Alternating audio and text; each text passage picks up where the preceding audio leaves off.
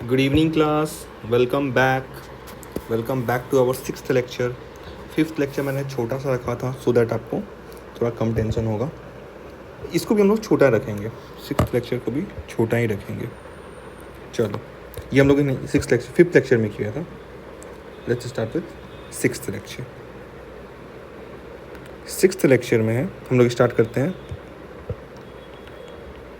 Addition of vector by analytical method. ठीक है, क्या है? Addition of vector by analytical method. Analytical method मतलब वो I cap J cap K cap के टर्म में वेक्टर लिखा रहेगा. वैसे वेक्टर्स को कैसे ऐड करते हैं. ठीक है, चलो पहले हम लोग वेक्टर लिख लेते हैं. Let's say this is A vector. A vector is equal to A X I cap plus A Y J cap plus A Z K cap. B vector is equal to B X I cap plus B Y J cap plus B Z K cap. ये जो है ना addition of vector by analytical methods vector chapter का सबसे easiest part है. सबको easily समझ में आ जाएगा. ध्यान देना. देखो, कह रहा है ए वेक्टर और बी वेक्टर को ऐड करना है. ए वेक्टर और बी वेक्टर को हमको ऐड करना है. तो A vector is itself the A vector जो है वो खुद रिजल्टेंट है किसका? A X vector, A Y vector और ए जेड वेक्टर का. In fact A X I cap क्या है? अपने आप में एक वेक्टर है. ए वाई जे कैप क्या है? अपने आप में एक वेक्टर है. सारे क्या है? जो मैं 6 कंपोनेंट लिखा है ए और बी का, सब सारे वेक्टर ही हैं. दो वो सब कंपोनेंट्स हैं, but components are also vectors only. तो बेसिकली ए और बी को ऐड करना है. मतलब ये सारे जो 6 के 6 वेक्टर हैं, इनको हमें ऐड करना है. ठीक है, इन 6 वेक्टर को ऐड करना है. तो एक चीज़ हम लोगों ने पहले लर्न किया था कि if vectors are in same direction then their magnitudes are simply added या नॉर्मली एडेड. ठीक है, if vectors are in same direction then their magnitude it's simply added. उनका मैग्नीट्यूड सिंपली एडेड हो जाता है. अगर दो वेक्टर है, एक वेक्टर ये है 3, ये है 2, इसका मैग्नीट्यूड है 3, इसका मैग्नीट्यूड 2 है, तो इनका रिजल्टेंट का मैग्नीट्यूड क्या हो जाएगा? 5 हो जाएगा. समझे? एक वेक्टर का मैग्नीट्यूड 3 है, दूसरे का 2 है, और दोनों सेम डायरेक्शन में है, तो मैग्नीट्यूड क्या हो जाएगा? 5 हो जाएगा. अपोजिट कर दे, एक वेक्टर इधर है 3 और इधर है 2, 3 2, रिजल्टेंट का मैग्नीट्यूड क्या हो जाएगा? 1. अपोजिट डायरेक्शन में तो माइनस कर देते हैं, सेम डायरेक्शन में तो ऐड कर देते हैं. तो इसी तरह देखो, जब इन 6 वेक्टर्स को ऐड कर रहे हैं तो सेम डायरेक्शन में कौन कौन है? आई कैप वाले. जहाँ जो आई कैप है, ए एक्स और बी एक्स क्या है? सेम डायरेक्शन में है. सेम वे ए वाई और बी वाई क्या है? सेम डायरेक्शन में है. ए जेड और बी जेड क्या है? सेम डायरेक्शन में है. तो जो सेम डायरेक्शन में उसको क्या करेंगे हम? सिंपल ऐड कर देंगे. तो ए एक्स और बी एक्स सेम डायरेक्शन में, तो A X plus B X add कर दिया और इनका डायरेक्शन लिख दिए आई कैप. ठीक है, अगेन ए वाई और बी वाई क्या है? सेम डायरेक्शन में, तो इनको सिंपल ऐड कर दिए, डायरेक्शन लिख दिए जे कैप. इसको मिटा देता हूँ यहाँ से. और ए जेड और बी जेड क्या है? सेम डायरेक्शन में है, तो ए Z plus B Z K cap. ठीक है, तो दो वेक्टर क्या करेंगे? सिंपल. अब देखो, अब यहाँ से सिंपल आपको क्या ध्यान रखना है? आई कैप को, कुछ सारे आई कैप को ऐड कर देंगे, सारे जे कैप को ऐड कर देंगे, सारे के कैप को क्या कर देंगे? आपस में ऐड कर देंगे. ठीक है, ए वेक्टर अगर माइनस बी वेक्टर आ गया, तो A vector minus B vector आ गया तो क्या करोगे? सिंपल, अगेन अपोजिट हो गया ना. बी मतलब माइनस बी मतलब अपोजिट, तो माइनस कर देंगे. A X minus B X, again I cap, plus A Y minus B Y J cap, plus A Z minus B Z K cap. ठीक है, ये सब्सट्रैक्शन कर दिए. आगे मान लो जाएगा 2a वेक्टर आ गया. 2a वेक्टर तो क्या हो जाएगा? ये 2ax आई कैप प्लस 2ay जे कैप, ए वाई जे कैप, थोड़ा ए बड़ा लिख लेता हूँ मैं, प्लस 2az के कैप. सिंपल ऐसे कर देना है. इसमें क्या मैग्नीट्यूड से मल्टीप्लाई कर देना है. वेक्टर को स्केलर क्वांटिटी से मल्टीप्लाई किए ना, तो सारे के मैग्नीट्यूड को हम डबल कर देंगे. समझ गए? ए और बी को ऐड करना है तो सारे एक्स कंपोनेंट को ऐड कर देंगे, सारे वाई कंपोनेंट को ऐड कर देंगे, सारे जेड कंपोनेंट को ऐड कर देंगे। देखेंगे सब्सट्रैक्ट करना है तो सब्सट्रैक्ट कर देंगे। ठीक है, अगर पूछ देगा ए प्लस बी का मैग्नीट्यूड क्या हो जाएगा, ए वेक्टर प्लस बी वेक्टर के रिजल्टेंट का मैग्नीट्यूड, तो अगेन वही करेंगे जो हम नॉर्मली करते आ रहे हैं, अंडर रूट ए एक्स प्लस बी एक्स का square plus A Y plus B Y का square plus A Z plus B Z का स्क्वायर। ठीक है, नॉर्मली जो आपने सीखा था, समझ में आया क्या ये? चलो अब इसके ऊपर हम लोग कुछ क्वेश्चंस करते हैं। Let's do some questions on it. Question है A vector is equal to 2i cap plus 3j cap plus 4k cap, B vector is equal to 6i cap minus 2j cap plus k cap. Find A vector plus B vector, A vector minus B vector. Third, B vector minus A vector का magnitude find करो। B, चलो इसको मैं ज़्यादा परेशान नहीं करता हूँ आपको मैं, ए वेक्टर माइनस बी वेक्टर का मैग्नीट्यूड फाइंड कर दो। ठीक है, और फोर्थ में कर दे रहा हूँ क्या, 2a vector plus B vector. समझ गए क्वेश्चन को आप लोग? पहला क्वेश्चन है क्या, A vector plus B vector आपको लिखना है, A vector plus B vector. Second, A vector minus B vector लिखना है। Third, A vector minus B vector का मैग्नीट्यूड फाइंड करना है। समझे? थर्ड क्या है, A vector minus B vector का मैग्नीट्यूड। और फोर्थ क्या है, 2a vector plus B vector. I hope question is clear to you. तो this is the first question. मैं एक और क्वेश्चन लिख देता हूँ ताकि फिर आप लोग आराम से उसको सॉल्व करना।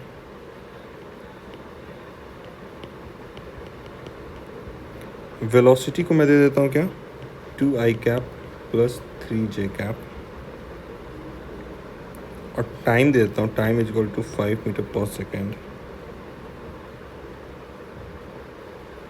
और इनिशियल पोजीशन लिख देता हूँ मैं, initial position is equal to 1 और 3, सेंड फाइंड फाइनल पोजीशन। ठीक है, दो क्वेश्चन मैं दिया हूँ, दोनों क्वेश्चन का आप क्या करो, पहले तो आप वीडियो को पॉज कर दो और फिर पॉज करने के बाद वीडियो को इसका सॉल्यूशन फाइंड करने का ट्राई करो। जब आपको लगे कि आपने इनफ ट्राई कर लिया या आपका सॉल्यूशन आ गया, उसके बाद फिर आप वीडियो को स्टार्ट करो और आगे का प्रोसेस करो। ठीक है, पॉज द वीडियो। चलो let's start the solution of this video.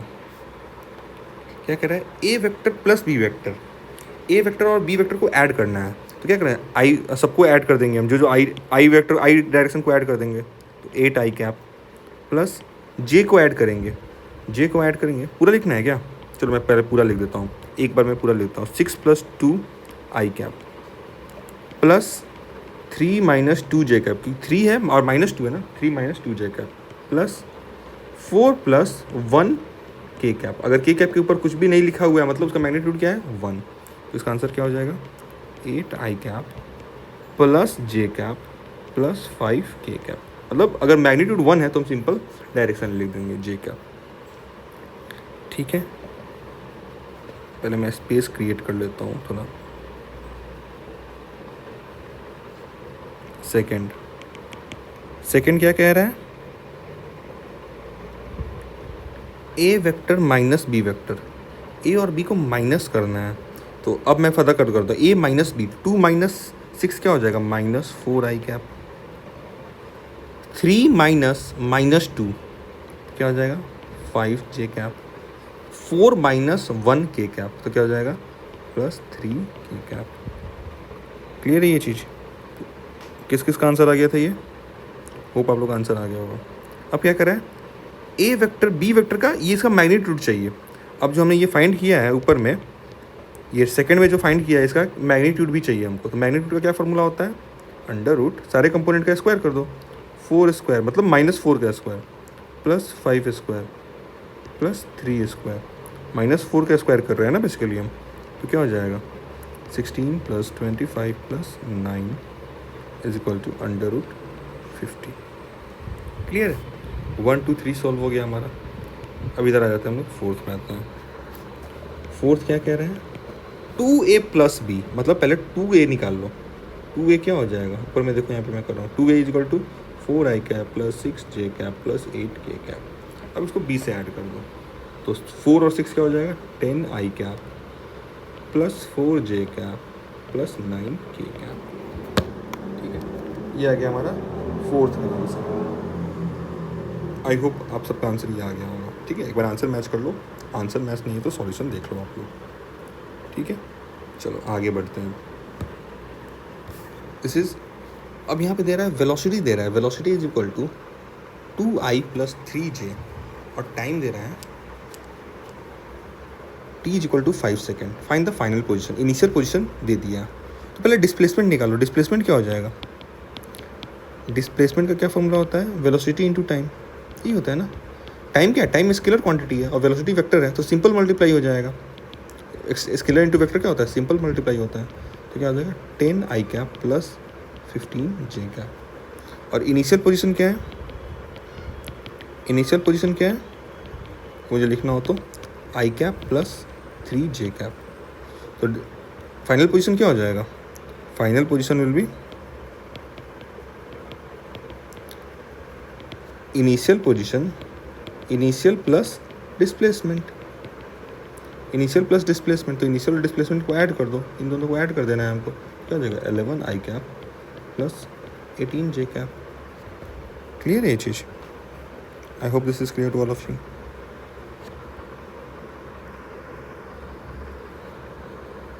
इस पे एक और क्वेश्चन करना है क्या?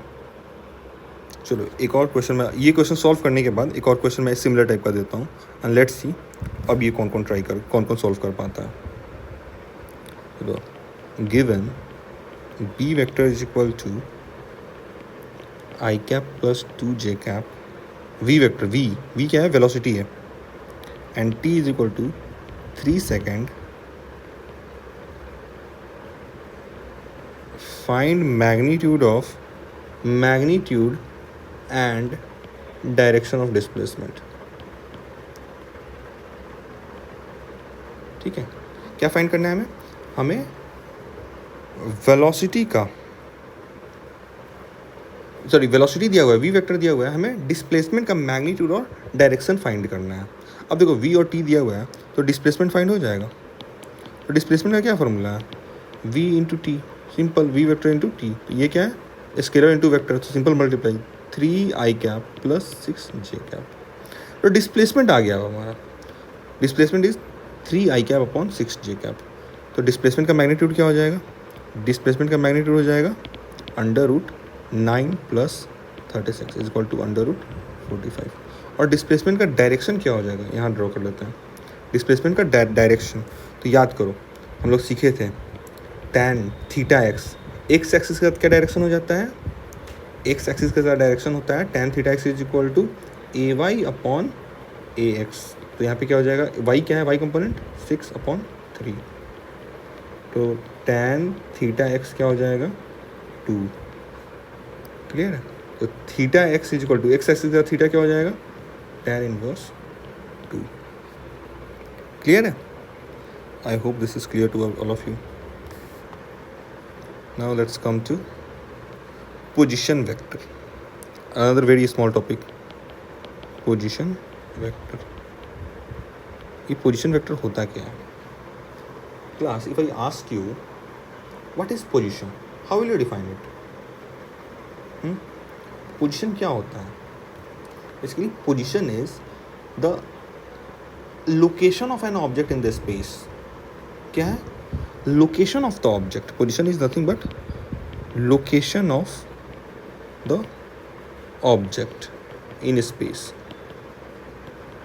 अब कैसे लोकेट कैसे करते हो, किसी चीज़ को लोकेट करना होता है, आप कैसे लोकेट करोगे। फॉर एग्जांपल अगर मेरा फ्रेंड मुझसे पूछे कि तुम कहाँ पे हो, तो मैं उसको सिंपल कह दूंगा कि मैं इंडिया में हूँ। तो क्या वो मुझ तक पहुँच पाएगा? नहीं।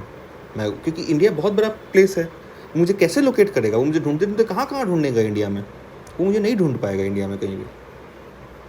बट मैं अगर उसे ये कह दूँ कि मैं ताजमहल के सामने खड़ा हूँ, तो क्या वो मेरे तक पहुँच पाएगा? बहुत ईजिली पहुँच जाएगा। अगर मैं अपने फ्रेंड को सिर्फ कह दूँ कि मैं ताजमहल के सामने खड़ा हूँ, तो मुझ तक बहुत ईजिली, बहुत आसानी से पहुँच जाएगा। अगर मैं सिंपल कह दूँ कि मैं इंडिया में हूँ, तो मुझ तक कभी नहीं पहुँच पाएगा। बहुत बहुत रेयर चांस है कि मेरे तक पहुँच पाएगा। तो बेसिकली हम अपने लोकेशन को, लोकेशन बताने की, हम लोकेशन कैसे बता रहे हैं? एक रेफरेंस पॉइंट को लेके बता रहे हैं, ठीक है। फॉर एग्जांपल आपको अपना लोकेशन बताना हो, लेट्स से आप मुंबई में रह रहे हो और आप मुंबई में अंधेरी स्टेशन के सामने, आपका अंधेरी स्टेशन के सामने एक मैगडी है और आप मैगडी में बैठे हुए हो। तो आपको फ्रेंड को बोलना हो कि, आपका फ्रेंड पूछे कहाँ पे हो, तो आप कह दोगे मुंबई में हूँ, तो आपका फ्रेंड अब तक नहीं पहुँच पाएगा। बट आप कह दोगे कि मैं मुंबई स्टेशन के सामने जो मैगडी है उसमें बैठा हुआ हूँ, अंधेरी स्टेशन के सामने जो मैगडी है वहाँ पे बैठा हुआ हूँ, आपका फ्रेंड बहुत आसानी से पहुँच जाएगा। तो बेसिकली आपको लोकेशन बताने के लिए आपको एक रेफरेंस पॉइंट लेना होगा, और फिर उस रेफरेंस पॉइंट के रेस्पेक्ट में आप लोकेशन बता सकते हैं।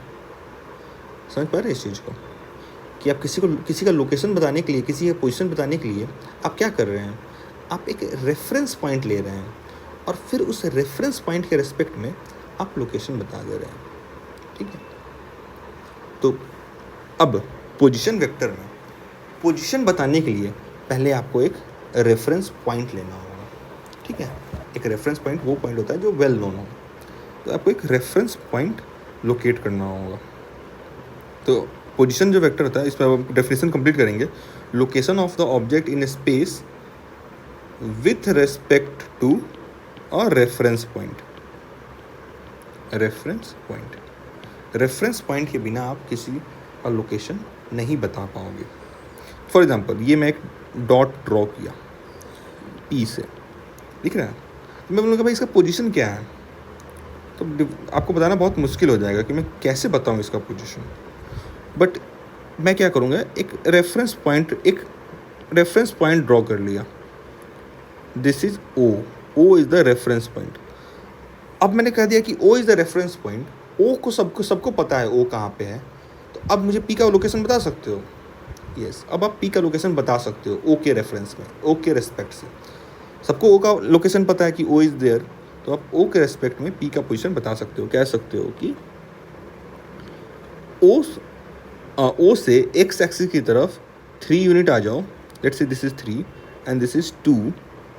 तो आप क्या कर सकते हो कि पी को लोकेट करने के लिए क्या करना होगा, एक्स एक्सिस की तरफ 3 यूनिट जाओ, एक्स एक्सिस की तरफ 3 यूनिट जाओ और फिर वहाँ से वाई एक्सिस की तरफ 2 यूनिट जाओ, तुम पी तक पहुँच पाओगे, ठीक है। समझ में आया? तो हमको किसी का पोजीशन बताने के लिए पहले एक रेफरेंस पॉइंट लेना है और फिर उस रेफरेंस पॉइंट के रेस्पेक्ट में हम किसी का पोजीशन ईजिली बता सकते हैं। जैसे इस क्वेश्चन में पहले हमने ओ ले लिया और फिर ओ से बताया क्या कि एक्स डायरेक्शन में 3 यूनिट जाओ और फिर वहाँ से 2 यूनिट जाओ वाई डायरेक्शन में, तुम पी तक पहुँच जाओगे और ईजिली आप पी तक पहुँच गए, ठीक है। तो this is the position vector. इसके पास ऑब्वियसली जब ये पोजीशन है, इसके पास डायरेक्शन भी है, direction with respect to reference point. Reference point के रिस्पेक्ट में क्या है, इसके पास डायरेक्शन भी है, ठीक है। यहाँ पे इस फिगर में इसका डायरेक्शन है क्या, नॉर्थ ईस्ट डायरेक्शन बन रहा है इसका, क्लियर। तो पोजीशन वेक्टर लिखना भी हो तो हम कैसे लिख सकते हैं, पी वेक्टर को लिखना हो तो कैसे लिखेंगे, ओरिजिन के रिस्पेक्ट में वो कहाँ पे है, तो 3i प्लस 2j, ठीक है। ये कैसे बता रहा है, जिसको आप रेफरेंस पॉइंट लिए थे उस रेफरेंस पॉइंट के रिस्पेक्ट में इसका पोजीशन आ गया क्या, 3i प्लस 2j। क्लियर है ये चीज़। अब मैग्नीट्यूड कैसे फाइंड करते हैं, मैग्नीट्यूड मतलब distance of position from origin, जो from your reference point, magnitude of position vector. इसका मतलब क्या हुआ, डिस्टेंस या डिस्प्लेसमेंट फ्रॉम रेफरेंस पॉइंट। तो इसका मैग्नीट्यूड क्या हो जाएगा पोजीशन वेक्टर का, अगेन अंडर रूट इस केस में जो हमारा केस था, वैसे तो होना चाहिए क्या, x square plus A Y square, और इस हमारे वाले केस में क्या हो जाएगा 3 square plus 2 square is equal to under root 13। Clear है ये चीज़? आई होप पोजीशन वेक्टर भी आप लोगों को क्लियर है। बहुत एक छोटा सा कंसेप्ट था, इसको आप लोग सीख गए। अगर ये हम लोग 2 डायमेंशन में सीखे हैं, ये क्वेश्चन 3 डायमेंशन में भी आ सकता है कि पार्टिकल एक्स की तरफ, वाई की तरफ, फिर जेड की तरफ गया, तो आपको वहाँ से भी पोजीशन वेक्टर ड्रॉ कर लेना सीखना होगा। लोकेट करना आप लोग सीख सकते हैं, ठीक है। देखो मैंने कैसे लिखा है, 3i cap plus 2j cap, तो ऐसा ही कैसे भी पोजीशन वेक्टर लिखना हो तो आप इसी फॉर्म में लिखोगे, ठीक है। चलो अब इसके ऊपर हम लोग कुछ क्वेश्चंस करते हैं।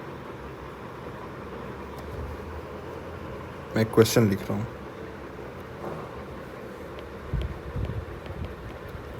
A bird flies due east through a distance of 100 meter, then heading due north by a distance of 50 meter. It flies vertically up through a distance of 20 meter. Find the position of bird relative to its initial point, ठीक है। चलो try this question, video को pause कर दो और question को try करो। I hope अब तक आप लोग का सॉल्यूशन आ गया होगा या फिर आप लोग अच्छे से ट्राई कर चुके हैं, ठीक है। चलो अब मैं इसको सॉल्व करता हूँ। A bird flies due east through a distance of 100 metre. Bird कैसे फ्लाई किया है, ईस्ट की तरफ 100 मीटर ओरिजिन से, ये हमारा initial point, this is our initial point, से ईस्ट की तरफ 100 मीटर फ्लाई किया। Then heading towards north through a distance of 50 metre. North की तरफ कैसा गया वो, 50 मीटर, नॉर्थ की तरफ 50 मीटर गया। It flies vertically up through a distance of 20 metre. अब यहाँ से वर्टिकली अप जा रहा है, वर्टिकली अप मतलब ये जो पॉइंट है हमारा, इससे वर्टिकली अप मतलब आउट ऑफ प्लेन गया है। कुछ बच्चे क्या करते हैं, कन्फ्यूजन, उनको लगता है कि वर्टिकली अप मतलब नॉर्थ। देखो पेपर पे वर्टिकली अर्थ हम वर्टिकली अप हम नॉर्थ को दिखा देते हैं, but in reality vertically up क्या हुआ, आसमान की तरफ ना, आसमान की तरफ, मतलब out of this plane. Out of this plane का मतलब क्या हुआ, जेड एक्सिस की तरफ। तो हम कुछ उसको आउट ऑफ प्लेन कुछ वर्टिकली अप को हम कुछ ये डॉटेड लाइन से डिनोट कर रहे हैं। वर्टिकली अप कितना गया, 20 मीटर, 20 मीटर जेड एक्सिस की तरफ। Find the position of vector with relative to initial point. तो इनिशियल पॉइंट से अगर मैं लिखूँ पोजीशन वेक्टर तो क्या हो जाएगा, पहले तो 100 मीटर गया तो 100 आई कैप, फिर 50 मीटर नॉर्थ की तरफ गया वाई एक्सिस पे मतलब 50 जे कैप, और उसके बाद वर्टिकली अप गया मतलब 20 के कैप। तो ये है हमारा position vector of the point. अगर क्वेश्चन पूछ दे कि how far the bird is from initial position, how far, तो क्या हो जाएगा, P vector is equal to under root 100 का स्क्वायर प्लस 50 का स्क्वायर प्लस 20 का स्क्वायर। इसको आप लोग सॉल्व कर लेना। आई एम श्योर आप लोग का कैलकुलेशन बहुत अच्छा है, आप लोग इसको सही से कैलकुलेट कर लोगे, ठीक है। देखिए कैसे पोजीशन लिखते हैं हम लोग, पोजीशन वेक्टर कैसे लिखते हैं किसी का भी, ठीक है ना। चलो अब फिर से हम लोग आगे बढ़ते हैं। एक अगेन छोटा सा एक कॉन्सेप्ट है, लैमीज थ्योरम।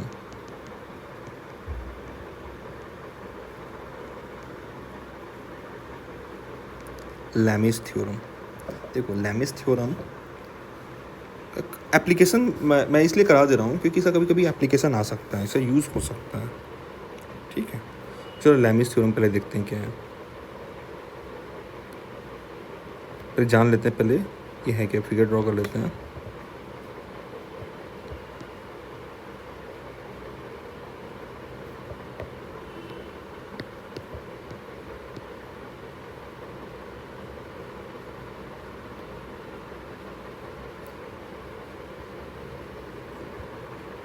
ये कहते हैं ए वेक्टर, ये है बी वेक्टर और ये है C vector.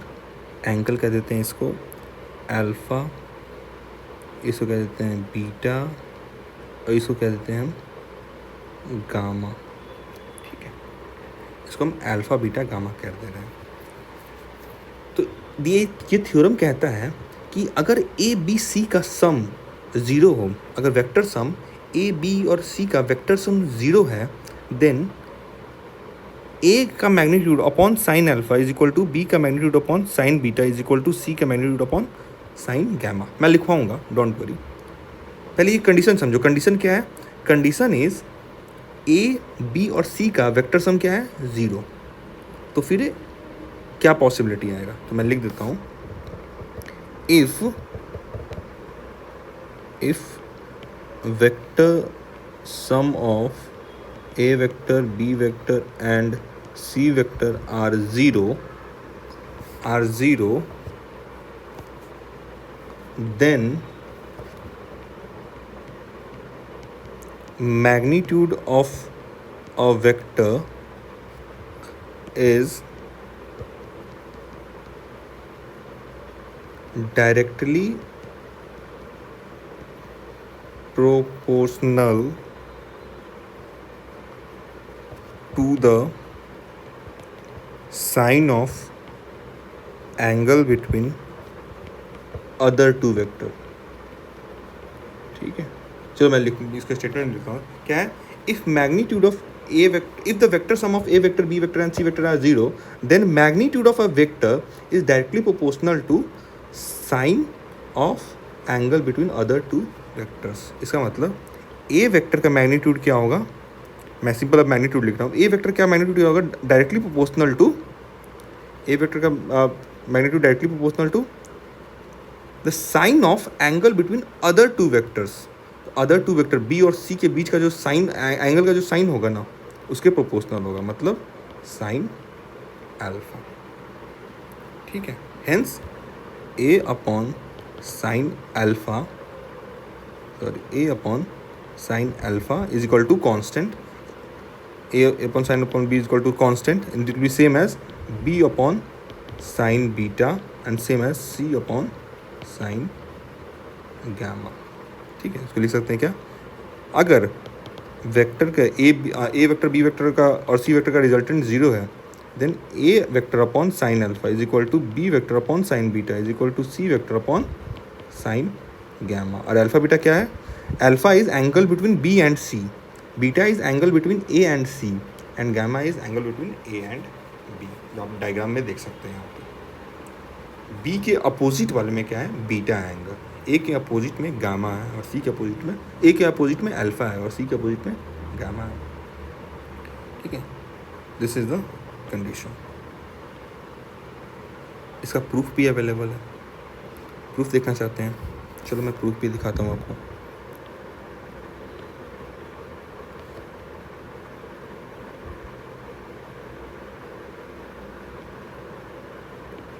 Alpha A B का, इसको बी कह दे रहे हैं, इस हमारा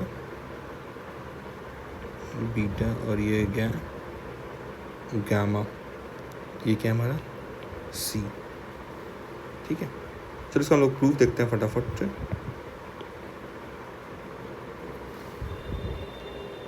मैं ये स्ट्रेट लाइन ड्रॉ कर लिया हूँ, ए के सामने में स्ट्रेट लाइन ड्रॉ कर लिया हूँ जो बी और सी को डिवाइड कर रहा है, कट कर रहा है बी और सी को।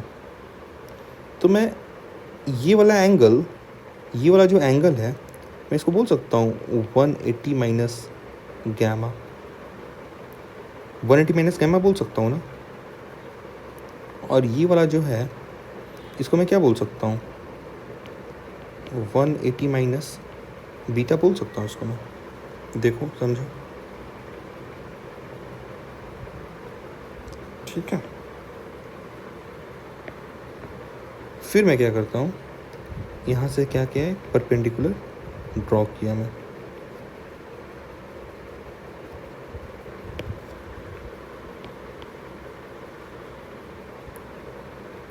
अब बताओ, B कॉस 180 माइनस गैमा, क्या लिखा हमने, बी कॉस 180 माइनस गैमा, मतलब बी का ये वाला कंपोनेंट बन रहा है यहाँ पे, ठीक है, बी वेक्टर का कंपोनेंट बन रहा है एक्स एक्सिस की तरफ, बी एक्स बेसिकली मैं कह रहा हूँ बी का एक्स एक्सिस पे कंपोनेंट बन रहा है, क्या, बी कॉस 180 माइनस गैमा। और सी का एक्स कंपोनेंट क्या हो जाएगा, सी का एक्स कंपोनेंट क्या हो जाएगा, सी कॉस 180 माइनस बीटा। समझ में आया ये चीज़, सी कॉस 180 माइनस बीटा। और बेसिकली बी एक्स प्लस सी एक्स किसके इक्वल है, अब देखो बी एक्स प्लस सी एक्स मतलब ये एक्स कंपोनेंट की, ये बी एक्स और सी एक्स एक कंपोनेंट में है और ए इसके अपोजिट में है, और सारे का सम क्या है, 0 है, तो बी एक्स प्लस सी एक्स क्या हो जाएगा, किसके इक्वल होगा, ए के इक्वल होगा। इसी को समझ रहे हो, बी एक्स प्लस सी एक्स क्या होगा, बी एक्स प्लस सी एक्स निगेटिव एक्स के डायरेक्शन में है और ए पॉजिटिव एक्स के डायरेक्शन में है, और सबका सम क्या है, 0 है, तो B x plus C X will be equal to A. और वाई के डायरेक्शन में क्या है, बी वाई और C Y, B Y positive Y में है और सी वाई निगेटिव वाई में है, और अगेन सम क्या है, 0, तो B Y is equal to C Y. समझ पा रहे हो इस चीज़ को, नहीं समझ पा रहे तो एक बार फिगर फिर से विजुलाइज करो। सबका सम 0 है ना, सबका सम 0 है, तुम क्या लिख सकते हैं, b x plus C x plus a is equal to 0, ठीक है, और b y plus c y is equal to 0, क्योंकि बी वाई सी वाई आपस में अपोजिट है, वाई एक्सेस पे है। तो बी एक्स क्या था हमारा, बी एक्स वाज बी, एक सेकेंड वेट, एक और कंसेप्ट हम लोग लर्न किए थे पहले, cos 180 minus theta is equal to minus cos theta. तो ये क्या हो जाएगा, B X will be B minus B cos gamma, और सी एक्स क्या हो जाएगा, माइनस सी कॉस बीटा। तो minus B cos plus minus C cos beta is equal to A. एक तो ये इक्वेशन बनेगा, एक तो ये इक्वेशन बन गया हमारा, और दूसरा क्या था, बी वाई का था, इधर मैं बी वाई भी लिख ले रहा हूँ।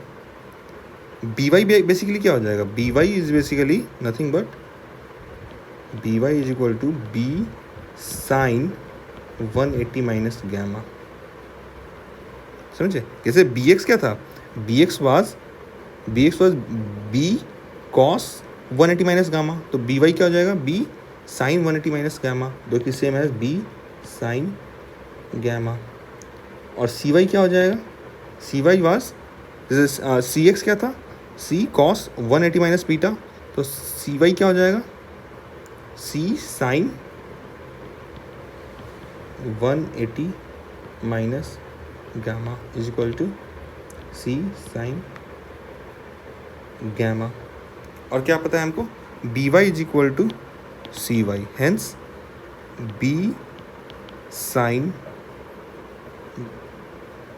सॉरी यहाँ पे कुछ मिस्टेक हो गया है, हाँ बीटा है, ये बीटा था ना, सी का तो बीटा था ना, कॉस बीटा था, तो ये क्या हो जाएगा, बीटा हो जाएगा। तो b sine gamma is equal to C sine beta, hence b upon sine beta is equal to c upon sine gamma.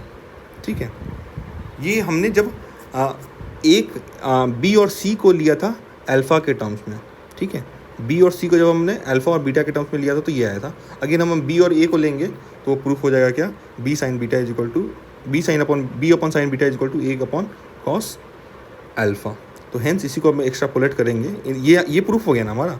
इसी तरह हम दूसरे साइड को भी प्रूफ कर सकते हैं, तो प्रूफ करोगे तो क्या आ जाएगा, ए अपॉन कॉस साइन अल्फ़ा, ए अपॉन साइन अल्फ़ा। समझ में आया? तो this is the proof. Proof के ऊपर समझने की कोशिश करना, बट अगर प्रूफ समझ में नहीं है, फिर भी अगर नहीं है तो बस ये याद कर लेना कि दिस इज़ द कंसेप्ट, इसका यूज़ भी होगा। चलो हम लोग एक इसका यूज़ भी देख लेते हैं, सो दैट आपको इसका यूज़ करना भी आप लोग सीख लो। एक बार प्रूफ देख लेना, ठीक है।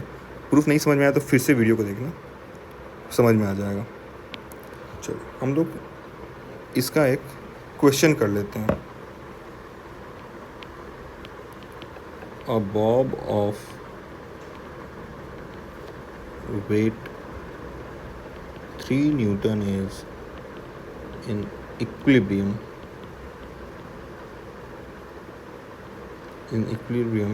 under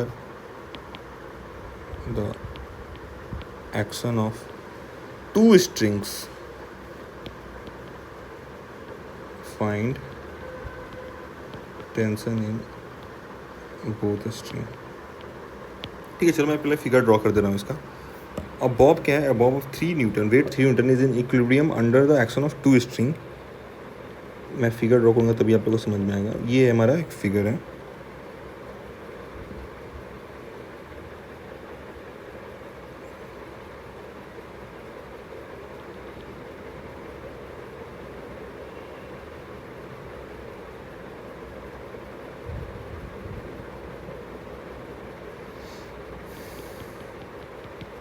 ये एंगल है 30 डिग्री।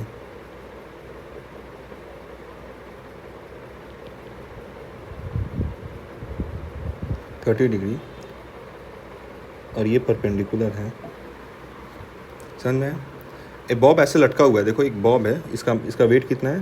3 न्यूटन है। ये ऐसे लटक रहा है, तो कह रहा है find the tension in the 2 strings, दोनों स्ट्रिंग में। और बॉब कैसे है? इक्विलिब्रियम में। इक्विलिब्रियम मतलब नेट फोर्सेस 0 है।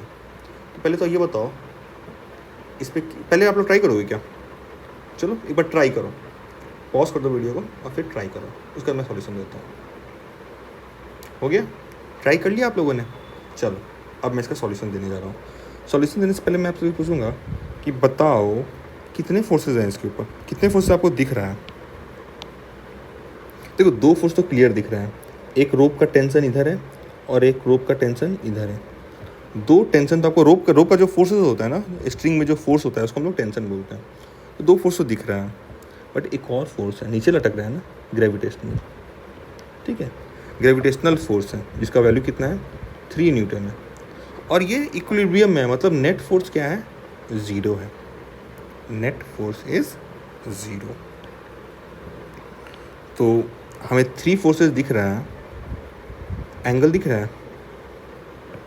चलो एंगल बताओ, तो एंगल कोई बता सकता है? ये एंगल तो 90 डिग्री होगा, ये तो क्लियर दिख रहा है हमको। ये एंगल क्या है? 90 डिग्री है। ये अगर 30 है, वॉल के साथ जो ये 30 बन रहा है, तो ये कितना हो जाएगा? दिस इज़ ऑल्सो 30 ना, और ये 30 और ये 90 है, तो ये टोटल कितना हो जाएगा? Total is 120 degree. 120 और ये टोटल कितना होता है? अब पूरा अगर देखा जाए तो 360 होता है ना, तो 120 + 90 कितना हो गया? 210। तो ये कितना हो जाएगा? 150 डिग्री। समझ में आया? नहीं समझ में आया तो एक बार फिर से रिवाइंड करके देखो मैं जो एंगल कैसे बता रहा था इसको, क्योंकि फिर से बताना थोड़ा मुश्किल हो जाएगा क्योंकि अब मैंने सब कुछ ड्रॉ कर दिया। चलो अब आपको तीनों एंगल पता चल गया, एक का मैग्नीट्यूड पता है, बाकी के दोनों का पता चल सकता है। लेमिस थ्योरम लगा दो। लेमिस थ्योरम क्या कर रहा है? 3, जैसे हमको एक फोर्स पता है, ए 3 फोर्स पर क्या था? A/sin alpha = B/sin beta = C/sin gamma. तो हमको एक फोर्स पता है 3 न्यूटन। 3 न्यूटन के अपोजिट में कौन सा एंगल है? 3 के अपोजिट में है 120। तो 3 sin 120 = चलो मैं T1 T2 दे दे रहा हूँ नाम, मैं वेक्टर को नाम दे रहा हूँ।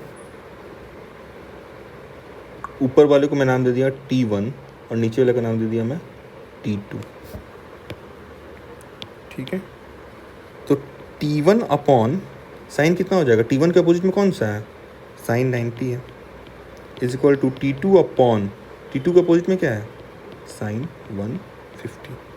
तो हमें पता है साइन 120 कितना होता है, √3/2। तो √3 into 2 is equal to T1, क्योंकि T1 साइन 90 क्या होता है, 1 होता है, is equal to T2 upon sine 150 क्या होता है, sine 150 is equal to sine 30 only, मतलब 1/2, 1/2 ना।